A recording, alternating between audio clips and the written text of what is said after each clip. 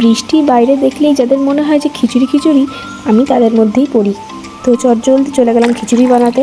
তো আজকে করবো হচ্ছে মুসুর ডালের খিচুড়ি, যার জন্য আমাকে কয়েকটা গুঁড়ো মশলা সেগুলো গরম জলে ভিজিয়ে রাখলাম। এদিকে পেঁয়াজ রসুন সব কুচি করে নিয়েছি। এবার কড়াইতে প্রথমে তেল দিয়ে তার মধ্যে শুকনো লঙ্কা, পাঁচফোড়ন এবং পেঁয়াজ কুচি দিয়ে, রসুন কুচি দিয়ে, লঙ্কা কুচি দিয়ে ডালটা ধুয়ে রেখেছিলাম সেটা ভালো করে ভেজে নেব। কিছুক্ষণ ভাজা হলে অন্যদিকে চালটাকে ভালো করে ধুয়ে নেব এবং যেই মশলাগুলো ভিজিয়ে রেখেছিলাম সেটা ভালো করে দিয়ে ডালটার সাথে নাড়তে থাকবো। আর এদিকে যেটা দেখলে যে বরফের টুকরো, সেটা কিন্তু বরফ না, সেটা হচ্ছে টমেটো। আমি টমেটোটাকে এইভাবে প্রিজার্ভ করে রাখি।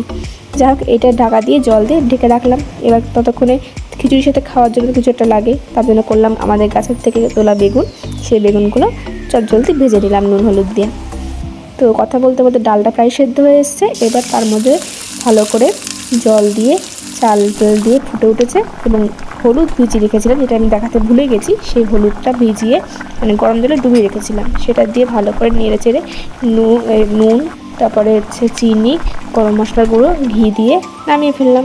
দেখো তো কেমন লাগছে খিচুড়িটা, আর কার কার বাড়িতে হয়েছে জানি।